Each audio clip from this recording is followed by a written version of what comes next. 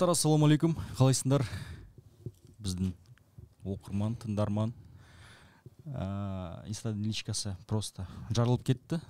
Барлығы жазады, Исадай подкаст қайда деп сұранып, митинг жасап уже. Енді жарылып жатыр демей қойық, бірақ бір-екі адам жазды дейсің ғой. Бұл жол енді әдеттегіден көп түсті да. Кейде болады ғой, бір апта өткізіп жүреміз, сол кезде брат осы апта бола ма жазатындар болады, бірақ осымен біз екінші апта кетіп отырмыз да. Плюс менің ойымша әлби бар, жаңалықтар жиналып қалды да, сосын адамдар кішкене шөлін қандырмақшы ғой. Офигели. Сол осы апта бола ма деп ойлап күткен ғой, аптаның басында ештеңе жоқ, әй-шәй жоқ, хабар, ошарсыз кеттік, жоғалып. Сосын сұрап жатқан ғой, енді ол да бір айта кететін жайт, негізінен енді түсіністікпен қараңдар. Бұл біздің негізгі жұмыс емес, подкаст деген тамаша ғой, әрине, бірақ біздің негізгі жұмыс емес, негізгі өзіміздің жұмысымыз бар. Егер қол бос болып жатса, әрине біз барынша уақыт тауып шама келгенше жасаймыз. Аптасында бір рет шығып тұруға тырысамыз, бірақ енді ондай әр апта сайын болмайды. Өйткені өмір өзінің бір өзгерістерін енгізеді. Біз жоспарлаймыз, бірақ жоспарлар осылай тез анда-санда өзгеріп отырады. Бұл жолы біз енді ойладым, мен негізі осы аптаны өткізетін шығармыз деп. Сосын кішкене былай әдеттегіден көп жазғасын, сосын бір жағынан ойладым, енді тафты қазақша дубляждадым, өзім қазір әлби финалға шықты. Болмайды. Ештен кеш жақсы демекші. Айдарым пікірім бар дейсің ғой. Кеш болса да шығарайық әйтеуір. Не шығатынын көрейік бұдан. Жарайды, сондан кейін оны тафтан бастайық. Бастамас бұрын біздің әрине интеграцион, витаман, ерлерге арналған дәрумендер. Біздің соңғы бір жыл бойы қолдаушыларымыз, осылардың арқасында біз осындай тәп-тәуір студияда отырып жазатын дәрежеге жетіп отырмыз. Сондықтан витаминға мың алғыс. Ал егер бұнда витаминдер қажет болып жатса, қызық болып жатса, онда сілтемені қалдырамыз. Осы видеоның астында сол сілтеме арқылы тауып алуыңызға болады, оқып шығуыңызға болады. Қазақстан бойынша жеткізу тегін. Тафтан бастайық. Таф осы апта бітті. Аяқталды дейсің ғой. Қалай саған вообще негізі тәжірибе тафта? Дубляждау, озвучка жасау, өзін перевод, аударма жасау. Өте қиын дүние негізінен. Қиын дегенде қай жағынан қиын? Мен өзім кішкене жыбырлаған адам, бір орында көп отыра алмаймын. Ал ана жерде кішкене сондай бір отырып, езіп, асықпай істейтін жұмыста. Енді бұлай халтура ретінде емес, шынымен де сапалы жасаймын десең, кәдімгі отыру кейбір сәттерде мен нервім шыдамай кетеді ана. Кәдімгідей кейде аналогия таппай қалам, қазақша қалай жеткізсем екен. Кейде бір тым қарапайым аударған сияқты отырамын да, сосын оны бір аударып өтемін де, артқа айтып келемін де, сосын жоқ, мынау жерім дұрыс болмады деп келемін. Сосын дубляжға келген кезде ол тоже көрінді. Анау сөйлегенде онымен бірдей сөйлеуің керек, деген сияқты қуып кетпеуің керек, барлығын. Сосын мысалы Чейлсонын өте тез сөйлейді, сұмдық тез сөйлейді кәдімгідей. Чейлсонының артынан үлгеремеймін мысалы. Анау Мэтт Диксон дегенің бар, ол бір білмеймін, бастан көп соққы жеп қойған ба, деп ұзақ сөйлейді да, мысалы Донченко ұзақ, и каждый темпін ұстап, пока каждый неткенше. Сондай нюанстар көп. Сосын олардың бір сөз тіркестері бар, оны да кішкене қазақшаға бейімдеу керек. Өздерінің бір фразеологизм андайымдалар бар ғой. Нюанстар көп екен, бұрын қатты мән бермегенсің ғой ондай нәрсеге. Әрине сол.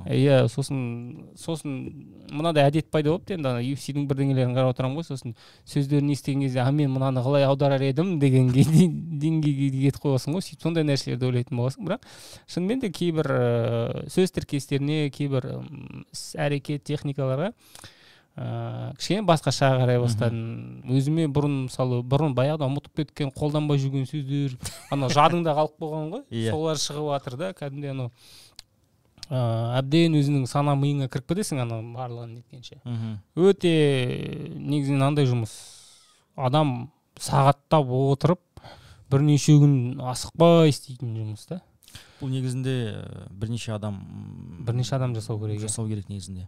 Сен өзің аударма жасайсың, өзің сөз іздейсің, өзің еще озвучка жасайсың, және де озвучкадан кейін өзің қарайсың, мынау жарай ма жарамай ма, мынау вообще осы ситуацияға вообще негізінде подходит или не подходит деген нәрсе. А так негізінде осы жұмыста бір адам мысалы ағылшынша сразу напрямую орысшаға, содан кейін қазақша сразу напрямую қазақша аударма негізін жасау керек. Өйткені даже если переведешь на русский, потом с русского будешь перевести на казахский, это уже тройной перевод, бұл негізінде дұрыс емес. Мен ағылшыншадан аудардым. Алғашқы 2 сериясын ба маған орысшасын берді, содан кейін ағылшыншасынан аударып бастадым. Ағылшыншадан кетті. Орысшада енді қисық аударма көп екен тоже. Олар да қисық аударады. В смысле, там, скорее всего, просто жылдам оперативность. Бам-бам, быстро. Мен бір керемет сондай бір түп нұсқа қылып аудардым деп айта алмаймын, бірақ қалай дегенмен қазақшаға бейімдеуім керек. Кейбір моменттер бар, енді ағылшыншадан оны түсіндіре алмайсың, оны олай өзімізге үйреніп қалған қазақы сөздермен айта салған оңай да. Айналайын ботақаным деген. Қошағаным, балапаным. Иә. Сондай моменттер бар. Жалпы өте менің ойымша маңызды сондай бір жоба болды. Алдағы уақытта оларды біле жүру керек. Қазақстанда осылай жасай алатын адам бар, жасауға болады. Және ең бастысы бұған сұраныс бар, соны білу керек, соны көру керек менің ойымша. Енді бұл жерде мен постта жаздым, бұл енді фан-базаның өзінің қаншалықты күш екенін көрсететін міне осы жер. Егер шынымен де сенің тіліңмен, сенің бір қалағаныңмен санасатын деңгейге жеткізгің келсе, онда қалтамен ұру керек, көрсету керек. Міне қазақша дубляж шықты, міне біз сатып алып, соны барып қарап жатырмыз деген сияқты. Енді бұл орайда көрдің бе, біраз жігіттер, пабликтер таратты бұны, қазақшаның нелерін кесіп салды, қазақша дубляждағы. Менің ойымша, бұл да бір өте маңызды сондай бір қадамдардың бірі болды, қолдау болды деген сияқты көрсетті. Ол біртіндеп енді сол тенденция бір үйреншікті дүниеге айналып кетеді деп ойлайық, үміттенейік. Кім біледі, ертең Дана Уайттың шоуын қазақша жүргізіп қалармыз, одан кейін UFC-ді қайтарады ма деген сияқты. Қазір Paramount-қа кетіп жатыр. Келесі жылдан кейін pay-per-view болмайды. Pay-per-view болмаса трансляциядан табатын ақшаның саны азаяды. Paramount азаяды. Paramount өткен ол неге құқығына ие болады ғой. Ретрансляцияның деген сияқты. Менің ойымша жалпы қазір Ситанта біздің аймақта басып алған ғой. Келесі жыл сол өзгерістер болуы мүмкін менің ойымша. В любом случае болуы мүмкін, әрине. Айтпақшы ол Paramount жайлы бар ма нәрсе айтатын? Енді тафты жауып тек сосын. Давай, как раз. Сол Әлібидің финалын күтеміз. Қызу дайындық үстінде. Осы міне соңғы жекпе-жегі Данил Донченко финалда. Его, кстати, біреу слили, да? Слили. Нагло причем. Еще біздікілер емес, сол ана жақтан шықты ол. Америка жақтан. Ну, там видишь, Fight Week, UFC 319, карт еще до сих пор нет, и как такие надо. Алиби тұр, екінші сапара финал жоқ деген нәрсе, яғни деген слили, базар жоқ. Ну, в целом.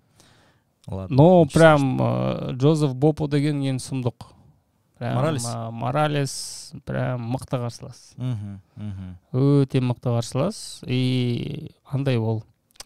Әлбимен жасты болса да, ол как будто уже ММА-де одан көп көріп саған адам, да? Я тебе так скажу, он очень хитрый пацан. Соған алып келе жатыр. Да, он даже не то, что такой умный, техничный, вот ондай спортшы емес, типа вот он техника берет, кардио деген нәрсе, он мықты там, вот файт еткю деген нәрсе бар. Ол мен былай айтайын, ол егер саясаткер болса, ол кәдімгі андай адамдардың басымен жүретін болушы еді, андай сұмдық бір интригалар жасайтын адам болар еді. Ну, бұл негізінде сондай бір жаман қасиет емес. Жаман қасиет емес. Әрбір нәрсе, просто видишь, бірінші серия бастаған кезде он сразу мен шығам. Давай бірінші серия. И соңғы серияда, ну почти, да, вот соңғы шығар, да.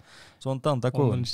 Поначалу первый никто не понимает, что не болып жатыр, қалай, давай мен шығам, я же первый, все, ехал дейді. Көрінді ол Юрай Фейбердің командасында, Фейбердің өзі тафта болған кезінде тренер болды ғой. Білет, ол структураны сұмдық білетін адамда, и возможно олар ертерек информация алды мысалы, өздерінің источниктері арқылы кім келеді, давай қарайық деп. И сосын мен солай түсініп отырмын да, өйткені ол алатта кімге барып, соныңге барғанда сразу айтқан, мен ең бірінші мынау кіммен, Шаполинмен төбелесем бір. А ол стилистически идеальный вариант болып тұр да, прям идеальный. Да. ударник вообще күресе алмайтын. Соны алып алғанда и уже ұтып алады да, уже ары қарай ақырын зерттеп қарап жүре береді. И неде тоже қарсыластарды таңдауға құқық берді ғой жартылай финалдарды. Ол кезде тоже ол Иманолды таңдап алады да, ол Әлібиді атамайды. Ну, Иманол меніңше хороший бой дал. Да. Вот на месте, если Алиби был бы, скорее всего, может быть, и Джозеф не прошел бы дальше, мне кажется. Мүмкін. Ну, Иманол, я, допустим, вот считаю его слабее, чем Алиби. Я лично считаю. Шикілеу кішкене, жастау әлі. Не слабее, бұл жаман сөз, по идее. Просто вот он чуть-чуть еще... Тәжірибе аздау, иә? Да, аздау, көрініп тұр. Но, тем не менее, вот все, что білетін нәрсе жасаған негізінде. Вот все, что знает, сделал это. Но чуть-чуть не хватило. А так, в целом, он хорош. А если я когда смотрел серию, думаю, на этом месте, если был бы Алиби, не, раздельно еще выиграл. Или как? Там, кажется, по раундам бір-дабір, екінші раунд, кажется, выиграл, да, Моралес? Что-то такое было, кажется, или қалай было? Сплит дизижн болды. Там же 3 раунда было. Я помню, первый тот выиграл, второй тот... Бірді Джозеф алды, 2 мен 3 уже былай болып кетті, да? Там такой Моралес, он, да, хитрый. Күреске салады. По-любому. Күреске салады, күресуге тырысады. Сондықтан Алиби енді барынша енді дәл бұндай стильге былай атакующий күреске еркін күш баяғыда уже бейімделіп үйреніп алған. Енді специализациялары сол дейікші. Иә. Дәл осындай мәнерге. Сондықтан менің ойымша проблема болмайды. Мен сәл негізі полуфинал аяқталған кезде, Эчеверияны ұтқан кезде, каналыма видео жасаған кезде айтқан болатын, вот Алиби ол жекпе-жектен кейін явный фаворит. Ол сөзімнен әлі бас тартпаймын. Алибиді фаворит ретінде есептеймін, бірақ Моралестің мысалы Иманол қарсы жекпе-жегінен кейін жалпы қорытындылай келе тағы да бір ойлап шығып, шынымен де сондай бір үлкен фаворит деп айтпас едім. Сәл басымдылық бар, өйткені әр раунд аяқта тұрып басталады. Сондықтан Алиби негізінен жекпе-жекті аяқта тұрып өткізе алады. Күрестен қорған ал. Қауіп менде тек қана сол бэкмаунтта. Бэкмаунтты сұмдық ұстайды енді. 6 сабмишнның 5-еуі официально рекордына енген, тафтағын есептемегенде 5-еуін бэкмаунттан ренсемен аяқтаған. Бэкмаунт контроль сұмдық. И андай практикующий кимономен күресетін жрицераль. 2023 жылы қара белбеу алған. Хорош, молодец. Он еще, видишь, 57-ге такой. Үлкен, да. Если анау басқамен қарағанда, даже вот с Иманолом смотришь, все равно то ли руки длинные, то ли бойы ма, білмеймін, в общем, такой вот чуть крупный он, по идее. Но бұл біздің ММА үшін сондай бір үлкен бір тарихи дүние есте қалатын. Тарихи сәт есте қалатын нәрсе. Тафтың чемпион деген сияқты. Енді тафқа кірген адам, тафта кірген UFC-ге адам, ол ерекше болып кіреді. Әрине. Оған андай не деуші еді, ана жейде бар ғой. Хоккейстері сияқты жейде болады ғой. Кофтама бірдеңе. Әлбиге көрдің бе? Сондай специальный тафтың финалистеріне беретін кофта бар. Бұл финалистер ма или барлық сол спортшыға беретін кофта ма? Мне кажется, бұл барлық UFC-де сол UFC 319 барлық беретін кофталар сияқты. Джерси. Солай. Мүмкін. Сондай бір жай көптің бірі емес. Ерекше адам болып кіріп жатыр. Менің ойымша Әліби ұтылғанның өзінде де UFC-де. Тіпті Әлібиді қойып жартылай финалдағы мысалы Эчеверия, Иманол Родригес деген, Фуркатбек дегендердің өздері кіріп кетуі мүмкін. Фуркатбек мысалы Дана Уайттың шоуынан бірақ шықса таңғалмаңыздар. Өйткені қалай дегенмен олар бір айдай бір жерде коммуникация жасайды, кішкене бүйрегі бұрылып қалады, бүйрегі бұрылып деген сияқты Дана Уайттың ба басқа біреулерін көріп қап, давай мына жігітке шанс берейік, мүмкіндік берейік деп, қалған жігіттерді беріп жіберуі мүмкін, стандартный контрактпен алуы мүмкін деген сияқты менің ойымша. Сондықтан ұтса да ұтпаса да мен Әліби UFC-де қалады деген сенімдімін. Иә, әрине, өйткені мысалы мен есімде сондай бір көрмемен жасалған бір тафта. Бірінші там бойцтер, которые вот выиграли бір бойда, и потом екінші бойға шыққан кезде уже травма алып қалған, они потом попали в UFC. Были такие моменты. Сосын 10-шы серияда мынандай момент бар. Кім Родриго Сезинанды ұтады. Иә. И Иманол Родригес қасына келеді да, поздравляю дейді, сен congratulations, you are UFC fighter деп айтады. сен уже все UFC-дің файтерсың деп айтады. Короче, походу не только победитель, финалисттарға тоже мүмкін бір сондай. Жартылай финалды ұтқандар уже все. Уже типа финал өттің ба, все уже файтер UFC болып есептелесің. Сөйтіп айтады. Иманудың өзінің прямой сол испанша ма бірдеңе айтып, по-моему испанша. Сол жерде мен аха деп ойланып қалдым. Ну, логика бар негізінде. Өткені сендер қараңдар. Бізде UFC, номерлік UFC турнир. Сендер шығасыңдар. По-любому мы же не будем с вами делать контракт на один бой только. Если проиграл, все, давай. Ну, может быть, как они там делают, интересно. Просто, видишь, мынау тафтың чемпиондары, олардың контракты бөлек негізінде. Оларда там что-то чуть по другие цифры у них. По-любому олар у них другие. Ортақ бір стандартный контрактпен ұтылғандар керек. 10 мың немес басқалар, короче. 50+50, грубо говоря. 100 деген сияқты. 100 емес шығар енді. Не, 100 точно нет, но может быть что-то есть такое. Может быть есть. По-любому. Фронтан олар, может быть у них 20. Короче, неважно, сондай бір маңызды нәрсе емес, но негізінде финалисттарға мүмкін барлық контракт бар негізінде. Осындай историяларды көрген кезде мен кішкене бокс үшін кәдімгідей қынжылып қаламын. Қарашы, Әліби 2-3 жыл бұрын кім білді оны? 4 жыл бұрын мысалы 3-0 болып қырғыз баламен Алматыдағы найзада төбелескен есімде. Сол как раз кімге асуға айтады, давай поясыңды таста, бізге жол бер деген. Кирияский сумка жайлы айтқан сұхбат қой. Сен алған сұхбат. Ол сосын, ол кейін ол Асланмен титулдар кезінде ол.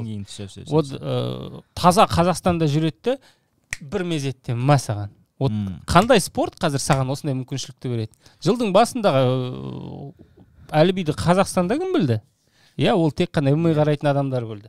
Қазір тафтың чемпионы болса, қалай сөйлейді уже адам? Ол бірден біздегі қазір спорттағы элита бар ғой. Жалпы спортты алсаң, мысалы Шавкат бар, Елдос бар, Ризабек бар деген сияқты. Солардың қатарына бірден тұрады. Сразу.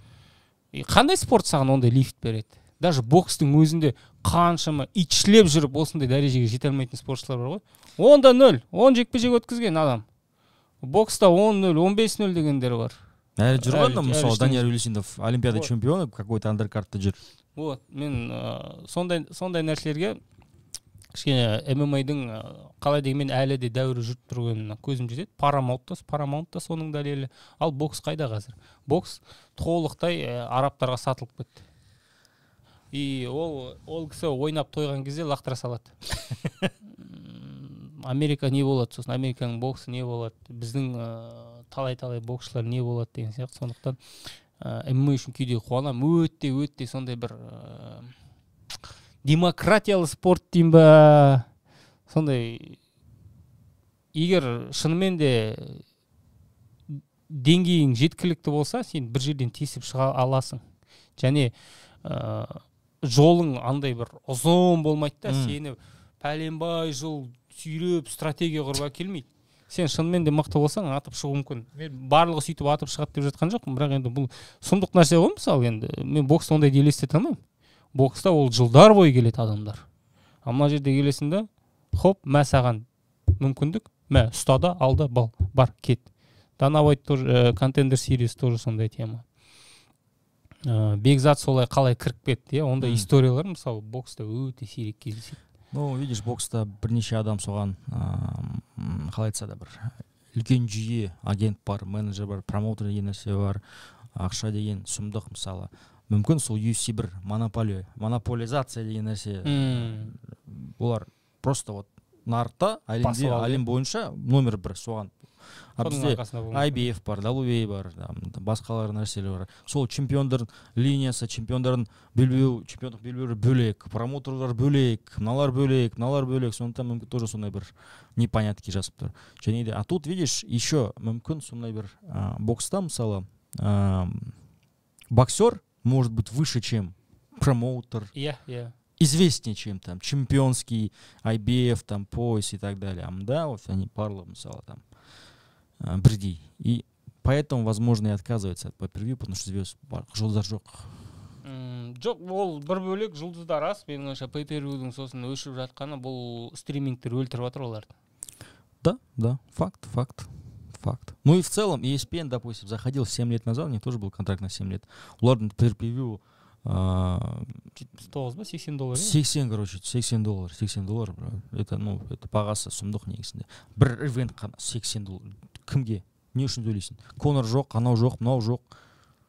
Че, зачем ему за перерыв платить $80? И последние турниры номерные вообще шляпа, на мой взгляд.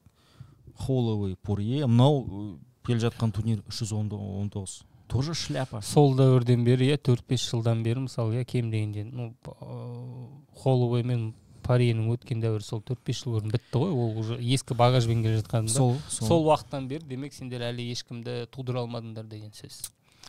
Жалпы UFC 319 Даниил Донченко өзінің командаласымен шығады. Родриго Сезинандо.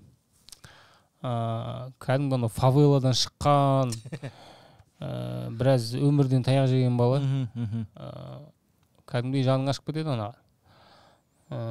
Бірақ екеуі де UFC-де әйтеуір. Көреміз не болатын. Ол бірақ бір қызығы Сезинандо бұл Канадада супер жеңіл салмақта бір лигада чемпион болған. Яғни 74 келіде. И сосын 74-ке дейін 77-де біраз төбелескен. Еще 84-де төбелескен. Бұлар 77-де төбелеседі. Бұл Сезинандоның весі привычтың. Донченко бізде 70-тің баласы негізінен, ұмытпаңыздар. Сондықтан кішкене фаворит менің ойымша Сезинандо сияқты. Күрес бар еще. Ну, я вот на ударку ставлю Донченко. Ну да. Первый бой такой не особо я там, как бы, ну да, там тут входили, но второй бой он бы убил просто он, как он оттягивался туда-сюда, но сұмдық нәрсе. Не знаю, я на ударку ставлю больше. Сезинандо тоже хороший негізінде. Рузибоев Нұрсұлтан төбелеседі. Ол жайт карты ғой. Бастық жекпе-жек. Не ойлайсың? Чимаев Дюплеси. Че, біз сразу 319-дан бастаймыз ба? Ну, айтып тастайық енді раз уж Әлібидің. Әлібиді вот мен Джозеф Моралеске қарсы фаворит деп есептеймін. Все, давай мне тоже просто вот 333-тің бір пікірін айтасың. Давай. Бізде қара. Былтыр аннотация ма? Рецензия дейма? Не, рецензия, просто вот в общем жалпы негізінде там пікір, мнение там этот даже не пошел, а вообще в целом по ситуации. Қара, бізде былтыр ғой или қашан? Бірнеше жыл бұрын. В общем, неважно. Октагон, Азамат Махсум, Бекзат Алмахан напрямую подписывает. Азат Махсум. Азамат Тим. Азат Махсум. Азамат, салам алейкум. Азат Махсум да Бекзат напрямую подписывает. Енді Найза бізде қара. Найза не напрямую, но через став. Сейчас, ну давайте честно, уже, наверное, подписали, да, уже в UFC. Кардова уже? Уже. Екі боец, екі бұрынғы чемпиондар. И в целом у нас сейчас уже в Казахстане создается система, когда местные лиги могут напрямую отправлять UFC. Минуя всякие там Warriors деген нәрсе, там Европалық арасында прокладка кер жоқ. Да, Европалық бір промоушендар, Қытайдан келе жатқан там кірген спортшылардан Road to UFC деген нәрсе, да, вот Contender Series. И в целом такое уже все, значит, можно так делать. Пожалуйста. И еще видишь, что я недавно увидел? Дракон Нуфтилаев и Муртазали Магомедов. Бывший чемпион Октагон лиги, да, Муртазали. Олар вот сейчас Contender Series будут драться. Я не знаю, это может сила менеджмента их солар. Я ол сөзсіз өздерінің бөлек менеджменті бұл жерде мысалы лига прям напрямую жүргізіп жатқан жоқ қой. Муфтилаев болсын, Муртазалидікі кім ана? Али Абдулазиз менеджері. Парадигм спорт Әлібидің менеджменті, Саят Донченконың менеджменті деген сияқты. Бұл жалпы индустрияның қазір шынымен де жақсы деңгейде екенін көрсетіп отыр. Біз қаншалықты бұл жерде сынап, кейбір жекпе-жектер қарсы, мына жерде неше түрлі ой айтқанымызға қарамастан, бұл факт ретінде мойындайық.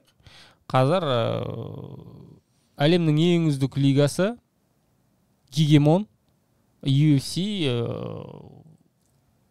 осы жақтың индустриясына, мысалы, кем дегенде орталық Азиядағы ММА-дегі көшбасшы мемлекет ретінде қарай алады, және осы жерден шынымен де конкурентный бәсекелестікке қабілетті жігіттер шыға алады деген сөз. Поэтому мне этот момент радует, что и Октагон своих отправляет, и Найза своих отправляет. Теперь вот я еще раз говорю, Аллах шпрайт, саламатты өйтіп бірдеңе жіберу керек. Contender Series болсын, на замену шықса болсын, вот надо что-то все сказать. Я бізде тоже бар, что вы? Поэтому, конечно, конкуренция, іште конкуренция, но когда конкуренция, уже поинтереснее становится. Все двигаются. Поэтому тоже такой подкаст давайте запустите про ММА. Вот вот не про UFC, это легко делать подкаст про UFC, понял? Чимаев, Дуплеси, разбор, туда-сюда, Лысый, Дана, опять обманули НРС. Это легко делать, это тоже делать, вообще легко делать. Ну вот, Октагон, Еркебулан Тохтар с кем будет драться? Вы давайте, сделайте это.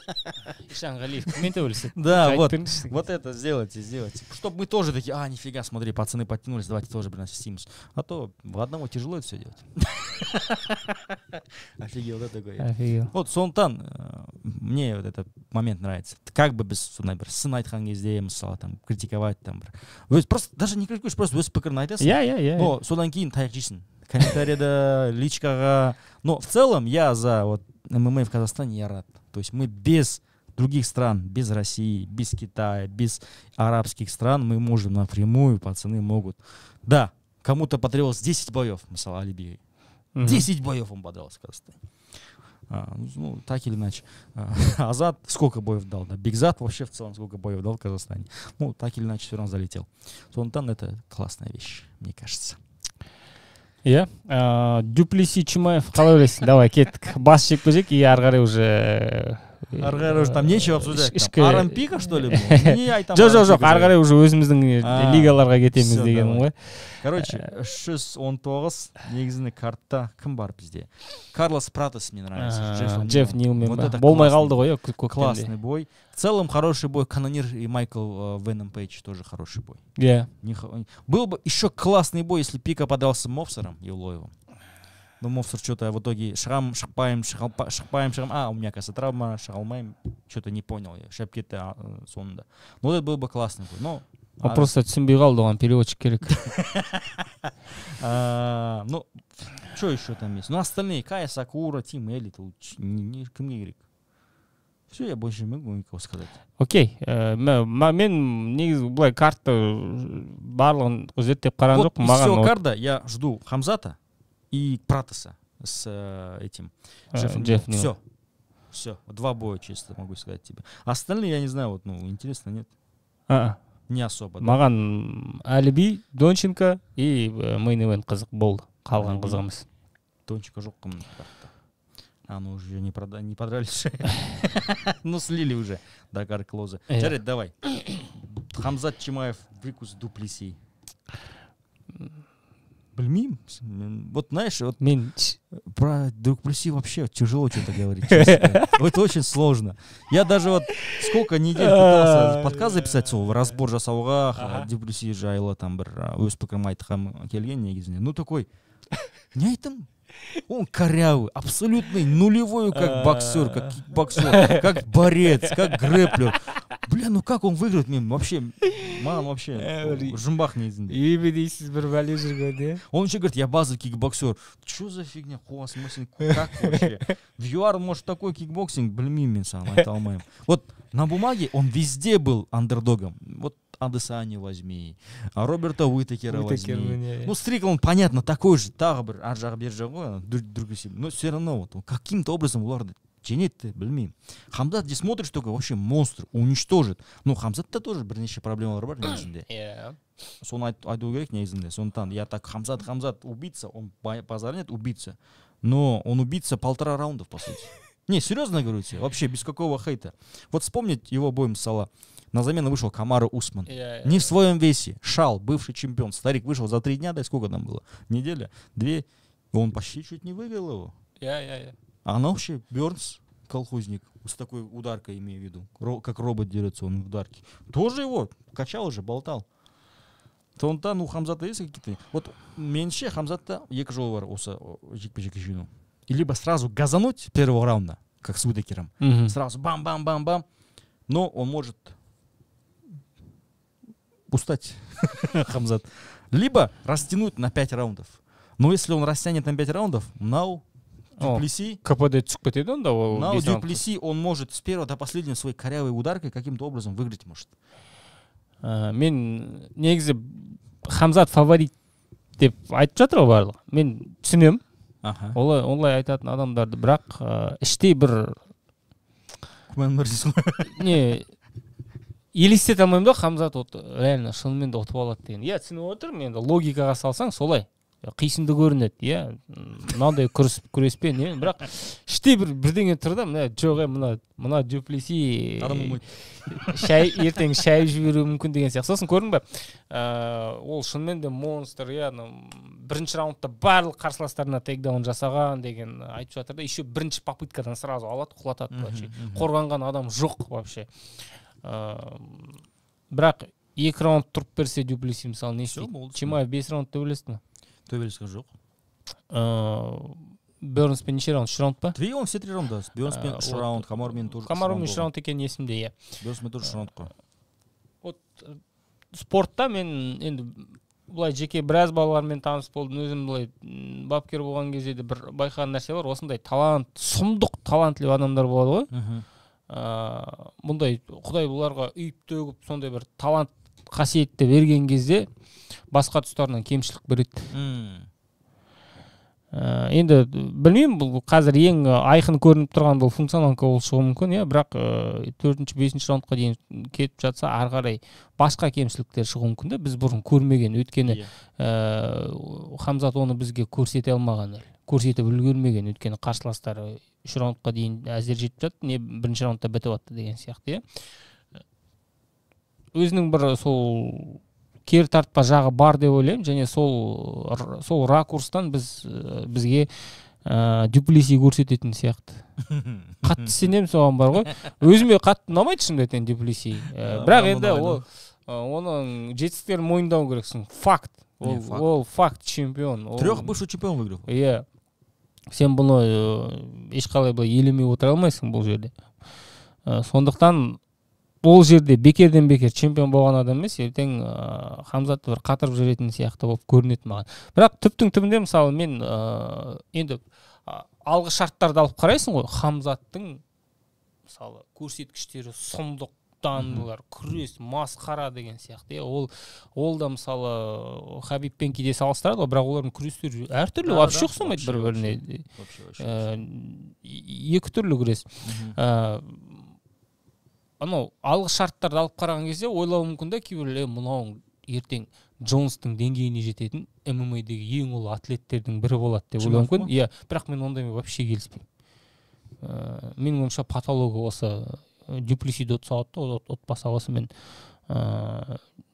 Чимаев сондай бір ММА-дегі ең ұлы атлеттердің қатарына қоса алмайтын адам болып көрінеді. Мен ол хейтер емеспін. Маған ол Абу-Дабиде 4-5 жыл бұрын кіріп кеткен кез есімде ғой. Сол кезде қатты ұнаған, мынауың жынды екен деп іштей өзімді ойлаған. Бірақ енді былай менің көріп отырғаным сол. Өзімнің бір көрген білгеніме, тәжірибеме жүгініп, сондай бір болжамдар бар ғой енді, мынау сұмдық сөйтеді, бүйтеді, мен жартылай ауырға көтерілем, мен 77-ге түсем, салмақта чемпион болам деген әңгімелеріне сенбеймін мен. Ол өзі солай ойласа да қолынан келмейтін сияқты көрінеді, өйткені сол бір денсаулығымен бір проблемалар бар сияқты көрінеді. Иммунитетпен проблемалар бар негізінде. Мен естідім, бірнеше оқыдым, тоже бір сұхбат ма, өзім айтқым ма, бір сол ағылшын пабликтері айтқан, что в целом он вообще из дома не выходит просто так, потому что может что-то подцепить, иммунитет, у него проблемы с иммунитетом, когда заболел жестко. Это кажется, иммунитет что-то там проблемы какие-то были. Но это из иммунитет из-за того, что он по 3-4 раза тренируется в день, что такое, он жестко там типа тренируется, ну так он сам говорит и люди говорят. Поэтому тоже же надо же восстанавливаться так или иначе. Олар білмеймін, тоже сен айтқан кезде айтқан сөздерін қосыламын. Когда только он появился, он же дрался там каждую неделю. Всех вырубал. 77, 84 точнее, 74-ге түсіп. Это тоже повлияло, наверное, на здоровье. Тоже отнимает же, ты что, эти весогонки и так далее. Потом и в UFC в это тоже поверил. Начал его жестко пиарить. Потом что-то у него, он же что-то Швеция, Россия, потом Чечня, потом Ахмат, там Мерседесы, какие-то проблемы с визой начались, со здоровьем. И я так понимаю, UFC такие, керемес, мы не будем больше его раскручивать. Сосын, қара, мынадай фактор бар тағы да, саяси. Ол қазір ненің Шешенстанның Донның несі, любимчигі, Да, сөзсіз вообще. Қазір чемпион болса, прикинь, чемпион болса, диктатордың ойыншығына айналып кетуі мүмкін де. Қалай солай? Я не думаю, что прям в целом там может. Ну ладно, мырс подарит. Жоқ, ол мәселе онда емес қой, ол соның қасына келіп фотоға түсіп құшақтасып оның сөзін сөйлеп шақырған жерге барып бас тарта алмайды, сондай күйге душар болады деп ойлаймын. Ол қазірде оны сұмдық эксплуатациялап жатыр ғой негізінен. Иә, оның балалары жүреді қасында. Спарринг что-нибудь поставить. Вырубать как чемпиона UFC. Иә. Сол да бір бойына бір қысым келтіретін сияқты, мен кейде ойлаймын. Ол ондай достықтан бас тарта алмайды да, өйткені. Танымал бола бастаған кезде ол Швецияға көшіп кеткен мигрант, ол кімге керек еді ол кезде? UFC-де кәдімгідей жұлдызға айналған кезде оны сразу Кадыров қасына тартып алды мысалы. Қазір оның авторитеті өсе келе, статусы өсе келе, UFC-дің шешендер чемпион болмаған әлі UFC-де.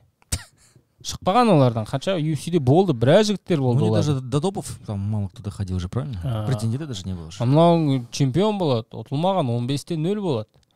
Титулды алып алған. Ең үлкен жұлдыздардың бірін айналады бірден. Иә, сол бұрынғы 3-4 жыл бұрын келген кезде хайпы қайтып келеді оған. Иә, өйткені бір кезде өшіп қалды ғой. Да. Болған. Қазір әсіресе Ресей бұландай кішкене жабық болған кезде, күйде менің ойымша бұл жігіт чемпиондықтан кейін ауыртпалықтың көкесін сонда көретін сияқты. Сұмдық жауапкершілік келеді, біріншіден, екіншіден сондай бір бас тарта алмайтын, жоқ мен дос болмаймын дейтін адамдардың қасында күліп жүруге, соған рахмет айтуға мәжбүр болады. Өйткені мысалы қараш, Сайтиев туралы айтады, тағы да спортсмендер бар, Лечи Курбанов деген каратистер бар. Есімде. Тоже қасынан жүреді. Қасынан жүреді, сол өздерінің кішкене былайша айтқанда авторитеттерін төмендеді. Ну, мүмкін соларға бұл нормальный нәрсе. Төлейді. Кем дегенде, мысалы, ол мәселе менің ойымша бір сыртқа экспансия жасау үшін емес, ол өзінің халқын бүйтіп ұстап отыру үшін, мысалы, Сайтиев сияқтылар, Курбанов сияқтылар. Иә, сондай бір саяси технологияның бір ойыншығы болып кетуі мүмкін деп ойлаймын. Сондай жағдайда оның бойына қысым көрсететін сияқты. Менше Хамзат чемпион болған кезде сонда бір долгий играющий чемпион болмайтын шығар. Вот мен де соған келтірдім. Сондықтан, көреміз қалай болады. Бірақ егер Хамзат чемпион болса, осы орта салмақ будет поинтереснее. Потому что негізінде вот сколько я боюсь UFC смотрю, турниров, боев, вообще сколько я фанат UFC, средний вес был всегда самым скучным. Всегда. Қойшы, Андерсон Сильва был. Вот всегда. Андерсон Сильва, ну вот был Андерсон Сильва, и была такая пропасть. И были остальные. Андерсон Сильва және қалғандар. Фрич, Франклин, Форест, Гриффин, полутяжелый вес. Ну, кто там? Крис Вайтман, Челсон. И вот Андерсон, и остальные были все. Потом был Адесanya, и были остальные потом. Ну, окей, Джаред, Ромеро бар, Коста бар, ну, не знаю я. Я шынымен де сол... Теперь қара, Дюплеси и все. И вообще, ну что это такое?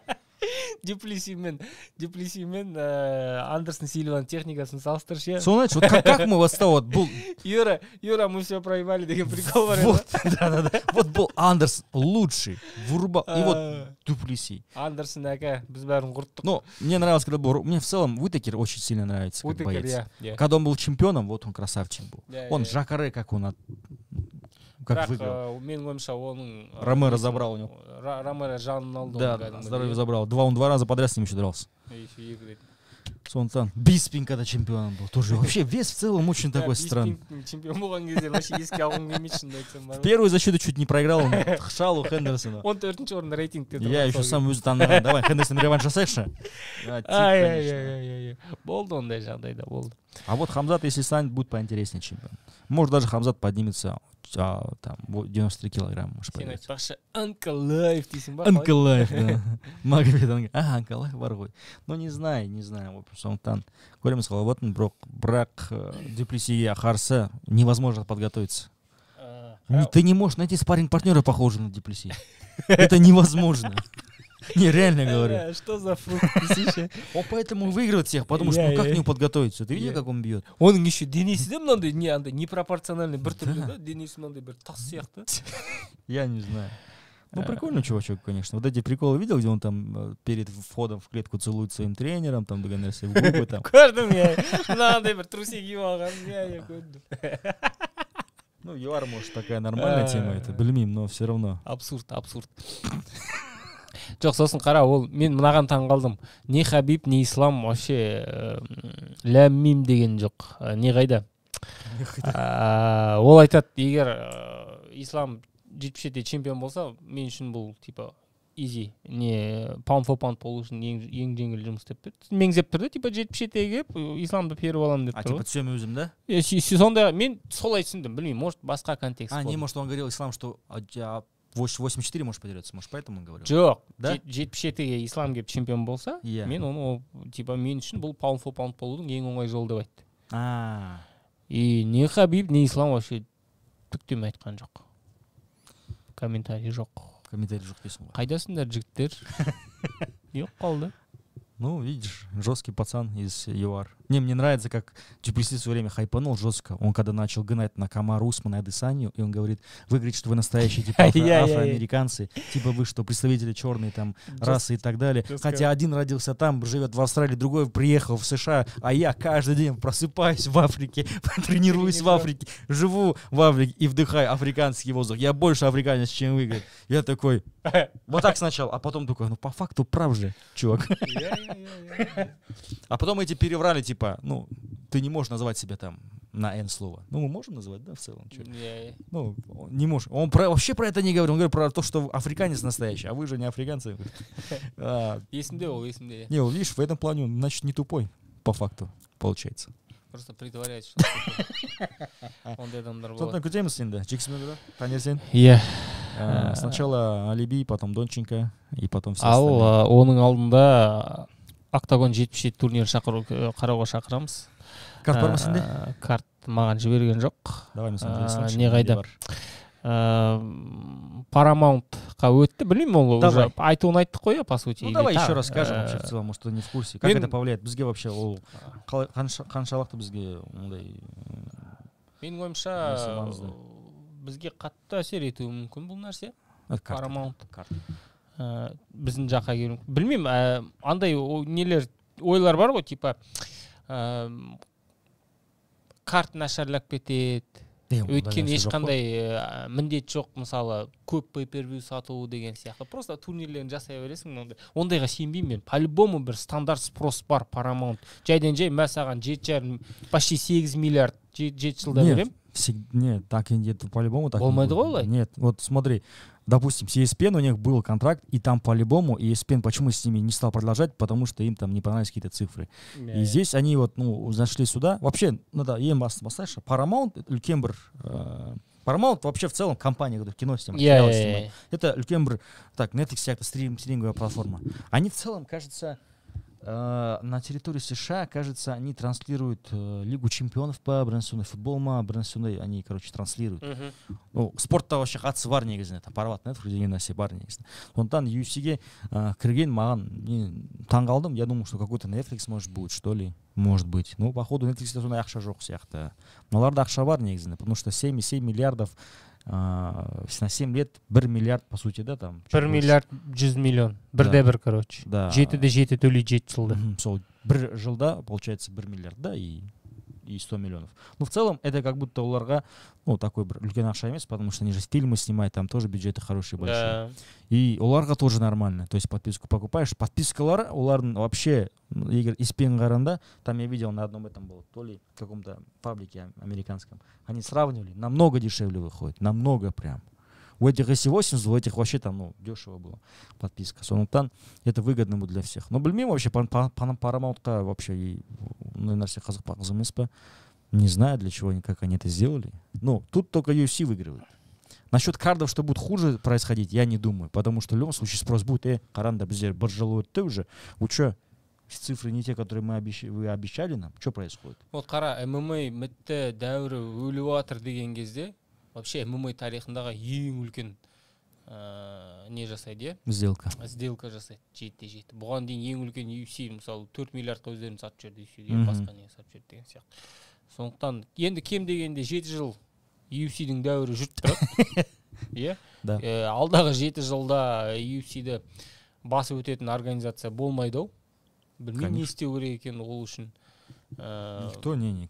Ал 7 жылдан кейін не болатынын көреміз ол уақытқа дейін ММА-дың. Бірақ алдағы 7 жыл енді іштегі мен мысалы технически ол қалай жасалынатынын білмеймін шынымды айтсам, бірақ менің ойымша енді pay-per-view'ді алып тастағаннан кейін бәлкім біздің жақтарға да кішкене трансляция сату ережесі өзгертілуі мүмкін. Өйткені ол Американың нарығы бір бөлек, ол жердегі мысалы подпискалары бар, неге стримингке жазыласың. Сосын ол әр аймаққа бөлек сатады ғой. Сол құқыққа кім ие болады? 2026 жылдан бастап кім оны UFC өзі тарата ма басқа әлде Paramount толықтай ретрансляцияны өзіне алып өз атынан өзі сатады ма деген сияқты сондай сұрақтар бар да. Егер Paramount сататын болса, онда әсер ету. Жалпы тіпті Paramount емес, олар UFC білесің ғой, олар контрактты бас тарту мүмкін. Мысалы бірнеше жылға сатып жүрді ғой, 2030-ға, 2027-ге дейін. Оның барлығын контракттарын барлығын бас тартады да қайрадан контракттарға отыру мүмкін. Сондықтан жылдың соңы өте қызық болады. Келесі жылдан бастап біз бір қазақстандық арналарды көріп қалсақ таң қалмаймын UFC-де. Маған не қызық? Сосын трансляциялардың жалпы бағасына әсер ету мүмкін де төмен. Өйткені мен есімде ғой, мысалы Шавкаттың қатысуымен бір турнир үшін бір карт просто да. Шавкаттың бір 3-4 жекпе-жегі осы $150 мың сұраған. Ол UFC-дің өзі емес, осы аймақта компания. Мен сондай ақпарат естідім, $150 мың сұраған. Қателеспесем, сол Празерспен төбелескен кезде. $150 мың. Сұмдық ақша ғой, $150 мың. Да. Знаешь, мне что интересно? Fight Pass вообще содан кейін жұмыс істей ма? Fight Pass өзі бөлек бір стриминг платформа сияқты ретінде.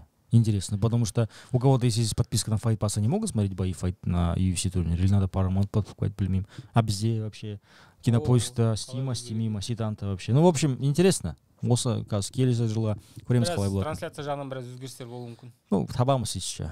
Біздің Қазақстан ссылканы сілтеме қалай табуға біледі. Телеграм аман болсын дейсің ғой. Но у нас есть один бдитель порядка, который всех блокирует. Я не буду называть это имена, но недавно я узнал это имя. Всех блокирует. Сондықтан, пацаны, никто не пройдет мимо его дейсің ғой. Firewall. Қазақский. Ал апта соңында бір уникальный турнир болады. Біріншіден ол Қонаевта болады. Ең бірінші ерекшелігі дейікші. Бұрынғы Қапшағай ғой. Қапшағай, да. Ну, Қапшағайдың өзінде емес, Қонаевтың сыртта орналасқан ASP деген бір, білмеймін, сондай бір зона отдыхы ма, дрек, крек, трек, мрек деген нәрсе. Білмеймін қалай дұрыс айтатын. Крек дегенің қате болды енді. Да.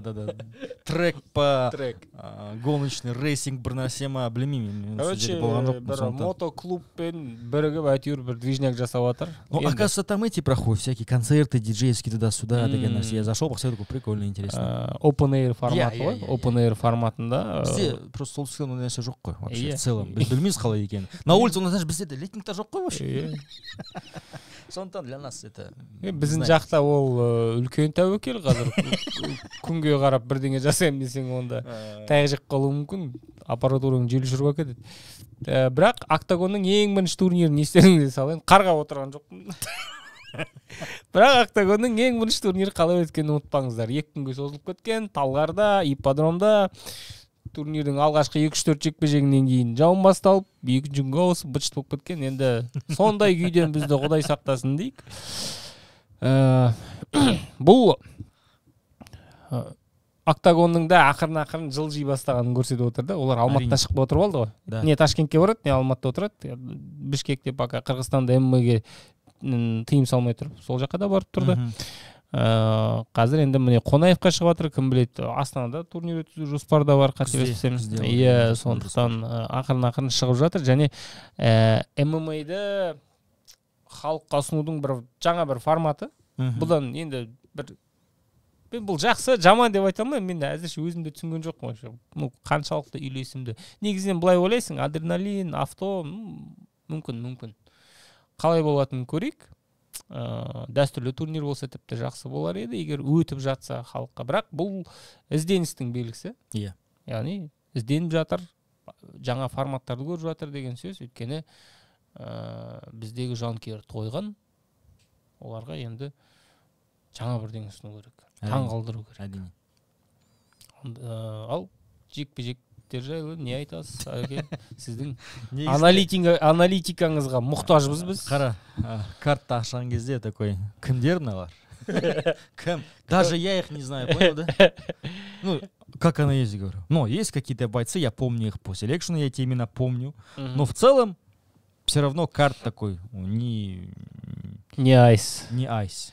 Особенно последние 3 боя главного карта.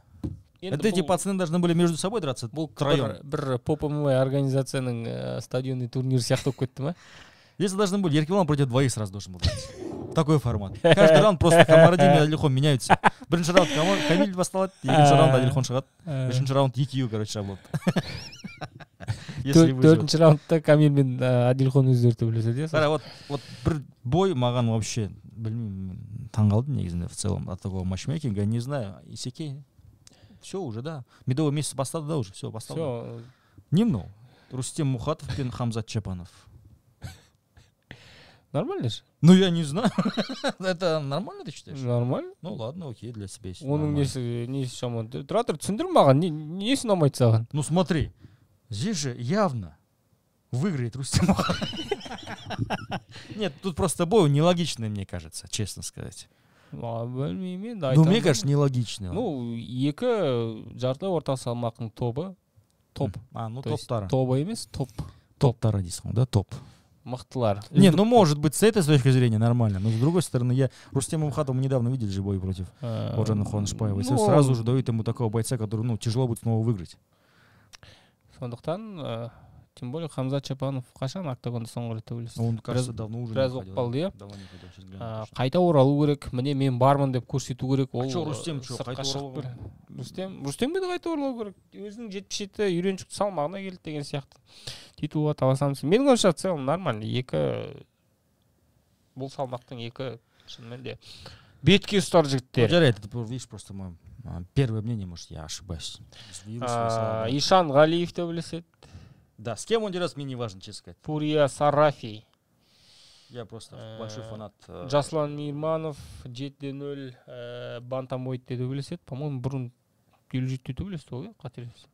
Азатбек Нурхамилов 5-1-1 рекорды Қырғызстан. Осындай бір жас рекорды, примерно осындай қырғыздарды көрген кезде кішкене мен Хамзат, оказывается, почти год назад дрался. Вот. В ноябре 24-го. Потом где-то еще подрался, вот теперь вас. Кішкене сескене бастаймын. Осындай ешкімге белгісіз 6-7 жекпе-жек бар жас қырғыздарды көрген кезде. Ертең Жасұланды таңғалдырып кетуі мүмкін. Я тебе скажу так, последние турниры с участием бойцов из Кыргызстана, очень мощные бойцы из Кыргызстана.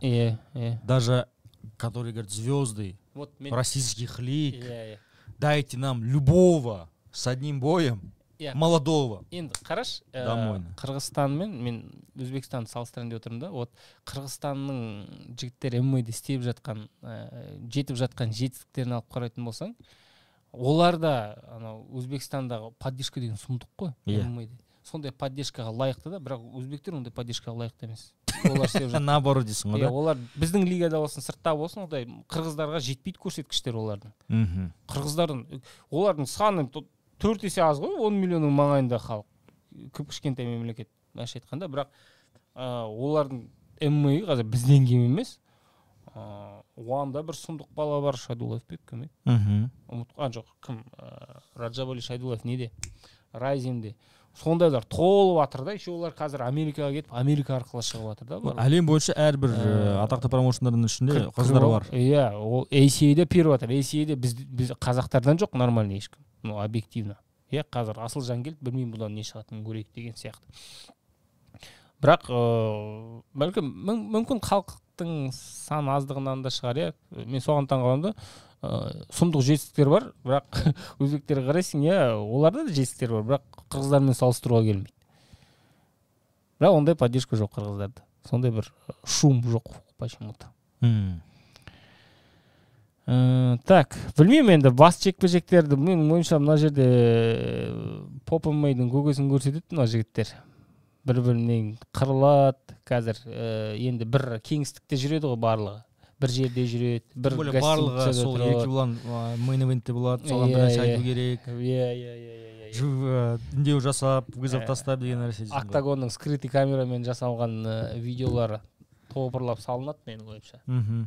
Енді open air үшін нормальный формат менің ойымша. Ол жерге кішкене шынымен де серьезный жекпе-жектер қарауға келмейтін шығар.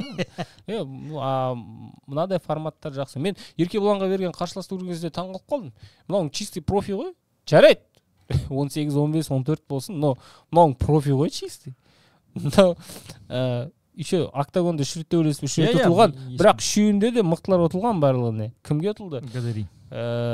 Шоғасанға ұтылды. Мұхатовқа ұтылды. Сосын Бауыржан Қуанышбаевпен вообще 3 раунд төбелесіп берген ол саған, керек десең. 2 салмақтағы чемпион октагонның. 3 раунд бойы төбелесті. Вот тебе, пожалуйста. Еще келеді де 77-ге Еркебұланмен шығады. Білмеймін, мен енді мүмкін Еркебұлан сборда тойып алды ма ММА-ге, ATT-ге барып көрді қалай деген. Американ топ-тим. Ты что, деньги? Это тебе уже все, другая лига. Ну, к тому же, видишь, он же чемпион. Он не просто там боец по ММА дивизиона. Камиль, Адильхон сияқты. Здесь уже, видишь, уже как раньше не проканает. Мына жерде енді спортивный составляющий сұмдық екен. Мен таңғалып қалдым. Мен енді Адильхонда, Камильда қарсылас болмайды деген кезде, бұлардан төмен біреу болады шығар деп ойлағам. Мынауың опасно кәдімгідей. Апасян.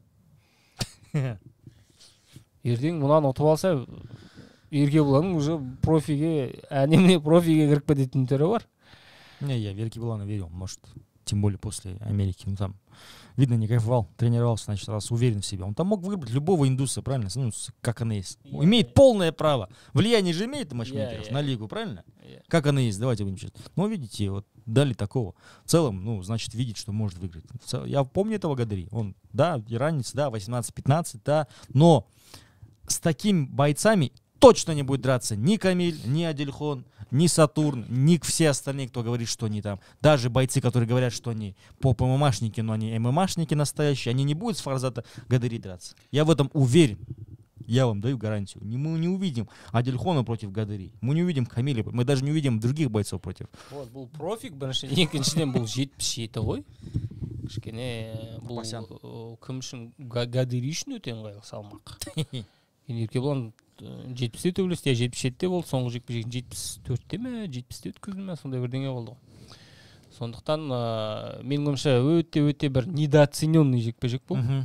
Почему-то Еркебұланның қарсыласы не Камиль, не Адильхон емес деген кезде қалған барлығы бір мешок сияқты болып қалды. А по факту қарасаң, иә, просто, знаешь, мәселе неде? Гадариде ешкім білмейді просто. Иә. Гадариде ешкім білмейді. Сұмдық. Вот мне было интересно было бы, ну, есть что-то из карда? Жоқ, айта бер. Мне было бы все-таки интересно, чтобы вот история с Голдом продолжилась. Но мы знаем, что Голда невозможно привезти в Казахстан. Нужно ехать туда. А зачем Еркебұлан ехать туда, если и Голд самого вызывает? Приезжай сюда, я же там, здесь, к нам. Поэтому не думайте, что егер там бір Голд бір вызов жасаса, все, біз кетеміз. Кеттік Таиланд. Не, ты же бросаешь чемпион же, правильно? Я что, должен к тебе ехать? Кель, давай. Промоушен бар, лига бар. Да. Давай, ехала, дата бар. Ну вот история с Голдом мне поинтереснее, чем вот со всеми ними. Так или иначе торға кіресің деп пе? Да. Тонко было. Қалай кетті? Кто понял, тот понял. Кім түсінді, сол түсінді. Да, сондықтан. Тағы бір не бар. Ну, такой карт в целом. Я думаю, лайтовый кішкене. Андеркарт будет хороший. Тут есть хороший. Ол просто главный матчмейкер тойлатып кетті. Соның кесірін. Ну, мысалы қара. Қытайдан бір спортшы болады. Ага. Это уже хорошо. Я помню, что раз говорил, что-то не получается затягивать, привозить сюда. Ну, может быть, вот будут у нас следующим еще бойцы из Китая. Потому что Азербайджан, Кыргызстан, Узбекистан, все такое вот. Хочется, ну, Иран есть, Бразилия есть, что-то другие страны. С Европы никого нет, тоже хотелось бы, конечно. Хотя бы поляков, они мощные. Ну, видишь, не получается. Ну, география просто расширяется. Олар өздерінде жететін келмейді Қазақстан. Не, ну, есть же бойцы, которые не попадают, допустим, в КСВ, там, что еще у нас, октагон чешский, словацкий, польский, там, и так далее. Давайте сюда тоже затянем. Испания, там тоже есть свой бойцы. Менің ойымша ақша жағынан қымбаттау ол жақтан әкелу. Думаешь, дороже, чем с Бразилией? Жоқ, олардың енді сұрайтын ақшалары да біздікінен көбірек болады. Экономический Қырғызстан мен Өзбекстанда өте, Тәжікстан бар еще, не болып тұр ғой. Ұтымды болып тұр ғой. Понятно. Сондықтан. Жарайды, болды ма осымен? Иә. Давай, батасов дейміз. Подкаст қайрайық. Да. Короче, осымен біздің подкаст тәмам. Иә. Сау бол. 16 күні біз АСП Қонаевтағы турнирді тамашалаймыз да, сосын түнгі сағат 3-те 16-сынан 17-сіне қараған түні сенбіден жексенбіге Әлібидің жекпе-жегін тамашалайтын боламыз. Турнирден кейін сразу бургерге тойып алып тарихи сәтті бірге тамашалайық. Болды, осы біздің подкаст тәмам дейсің ғой. Сондықтан егер бір бізді қалай қолдауға болады деген сұрақ болса, онда қатты мазалайтын болса, иә, не пишите, подкаст қашан болады, лучше пишите, Исатай, бізде ақша бар, қайда жібереміз деп. Астына сілтеме болады, осы экранда тағы бір реквизиттер болады, Каспий карточканың реквизиттері. Жіберіңдер ақшасын, жасаңдар, және де осы YouTube арнаға тіркеліңіздер, жазылыңдар, пікір, коммент, как обычно, соның нәрсені істеңдер. Исатайдың жеке YouTube арнасы астына тур сілтемесі болады, Telegram, Instagram, в общем, все надо, все делайте. Давайте, пока.